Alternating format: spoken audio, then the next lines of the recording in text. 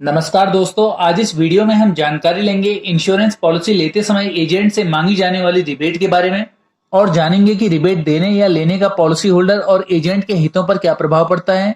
दोस्तों, शायद ही कोई ऐसा इंश्योरेंस एजेंट होगा जिसने अपने काम के दौरान कभी भी रिबेट, डिस्काउंट या कमीशन नामक समस्या का सामना ना किया हो।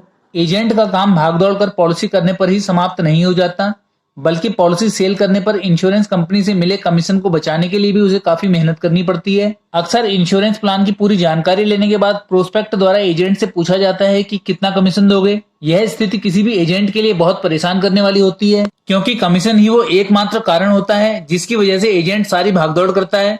लेकिन जब प्रोस्पेक्ट एजेंट को मिलने वाले उसके मेहनताने को पाने की कोशिश करता है, तो ऐसे में अधिकतर फुल टाइम इंश्योरेंस एजेंट ऐसी पॉलिसी को छोड़ देना बेहतर समझते हैं। लेकिन जिन एजेंट्स के पास काम की कमी होती है, वो पूरा कमीशन देकर घाटे में भी ऐसी पॉलिसी को कर लेते हैं। उस समय एजेंट को ऐसा लगता है कि इस पॉलिसी से उसे अपना टारगेट पूरा करने में मदद मिलेगी और एजेंसी टर्मिनेट होने से बच जाएगी।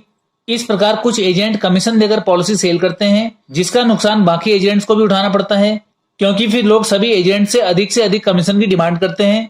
कुछ लोग ये सोचते हैं कि एजेंट को जरूरत से ज्यादा कमीशन दिया जाता है, जिसकी वजह से उनका इंश्योरेंस प्रीमियम महंगा होता है और रिटर्न बहुत कम, और ये सोचकर वो एजेंट से कमीशन लेने की कोशिश करते हैं।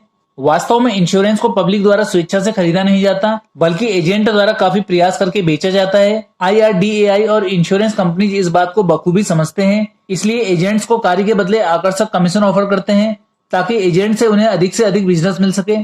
प्रोस्पेक्ट के कमीशन मांगने पर जब एजेंट द्वारा कमीशन देने से मना किया जाता है, तो प्रोस्पेक्ट कहता है कि आपको तो मैच्योरिटी तक रिन्यूअल कमीशन मिलता रहेगा और कमीशन तो सब एजेंट देते हैं। प्रोस्पेक्ट को लगता है कि यदि वो 21 साल की पॉलिसी लेता है तो अगले 21 साल तक एजेंट को रिन्यूअल कमीशन मिलता रहेगा, इसलिए एजेंट को पहले वर्ष मिलने वाला कमीशन उसको दे देना चाहिए। जबकि एजेंट्स के अनुसार पॉलिसी करवाने के कुछ वर्षों बाद भी कुछ पॉलिसी होल्डर पॉलिसी में प्रीमियम जमा कराना छोड़ देते हैं या पॉलिसी को सरेंडर करा लेते हैं, और कुछ मामलों में अर्ली डेथ क्लेम भी आ जाते हैं। इन सभी परिस्थितियों में पॉलिसी के शुरुआती कुछ वर्षों के बाद ही एजेंट को कमीशन मिलना बंद हो जाता है, और ऐसे में अगर एजेंट ने प्रथम वर्ष का पूरा कमीशन रिबेट में क्लाइंट को दे दिया हो, तो अब वो अपने खर्चे पर पॉलिसी होल्डर या उसके नॉमिनी को सर्विस नहीं दे पाते।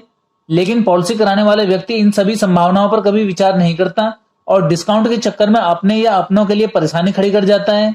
और अगर एजेंट को मिलने वाले रिन्यूअल कमीशन की बात करें, तो यह प्रीमियम का मात्र 5% होता है।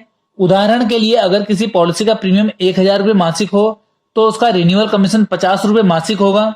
अगर किसी एजेंट ने 4-5 साल काम करके से कम 1000 रुपये मासिक प्रीमियम वाली कुल 100 पॉलिसीज की हो और उसमें से अब कम से कम 70 पॉलिसी चालू अवस्था में हो, अर्थात 70 पॉलिसी होल्डर प्रीमियम जमा कर रहे हो, एजेंट को इससे प्रति माह 3500 रुपये का रिन्यूअल कमीशन मिलेगा।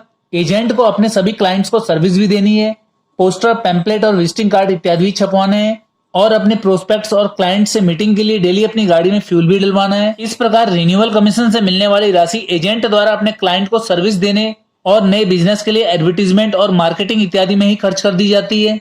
ऐसे में एजेंट के लिए बचता है नई पॉलिसी पर मिलने वाला फर्स्ट ईयर कमीशन। लेकिन कुछ क्लाइंट चाहते हैं कि एजेंट फर्स्ट ईयर कमीशन उनको दे दें और रिन्यूअल कमीशन अपने पास रखें। अब अगर एजेंट ऐसा करता है, तो फर्स्ट ईयर प्रीमियम तो क्लाइंट के पास रिबेट में चला जाएगा और रिन्यूअल कमीशन खर्चों में चला जाएगा।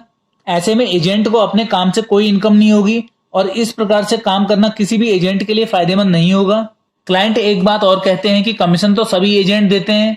वास्तव में लोगों को सोचना चाहिए कि जो एजेंट अपना सारा कमीशन छोड़कर पॉलिसी कर रहा है, वो ऐसा क्यों कर रहा है और इस तरह से वो कब तक सरवाइव कर पाएगा। जिस एजेंट के पास अपना टारगेट पूरा करने लायक भी काम नहीं होता, वो पॉलिसी बेचते नहीं बल्कि कमीशन देकर एक तरह से पॉलिसी खरीदते हैं, क्योंकि ऐसा करके एजेंट अपना टारगेट पूरा करते हैं, अपनी एजेंसी को टर्मिनेट होने से बचाते हैं। इस प्रकार नुकसान उठाते उठाते लास्ट में वो इस काम को ही छोड़ देते हैं, और इसका सबसे बड़ा नुकसान पॉलिसी होल्डर को होता है, क्योंकि जब पॉलिसी होल्डर या उसके नॉमिनी को एजेंट की आवश्यकता होती है और वो उससे संपर्क करने की कोशिश करते हैं, तो या तो उसका स्विच ऑफ मिलता है, या वो फोन नहीं उठाता, या कहता है कि वो एजेंट का काम छोड़ चुका है। अब ऐसी परिस्थिति में पॉलिसी होल्डर या उसके नॉमिनी को मैच्योरिटी या क्लेम की राशि लेने के लिए खुद भागदौड़ करनी पड़ती है और थोड़ा बहुत परेशानियों का सामना भी करना पड़ता है।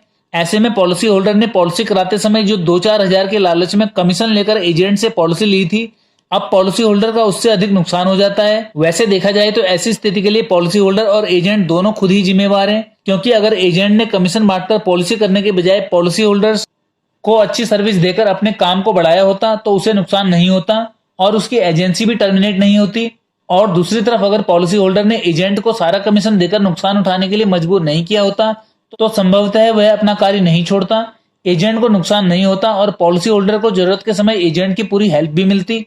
इसलिए पॉलिसी होल्डर को पॉलिसी कराते समय पॉलिसी के फायदों और मैच्योरिटी राशि पर ध्यान देना चाहिए, न कि एजेंट को मिलने वाले कमीशन पर।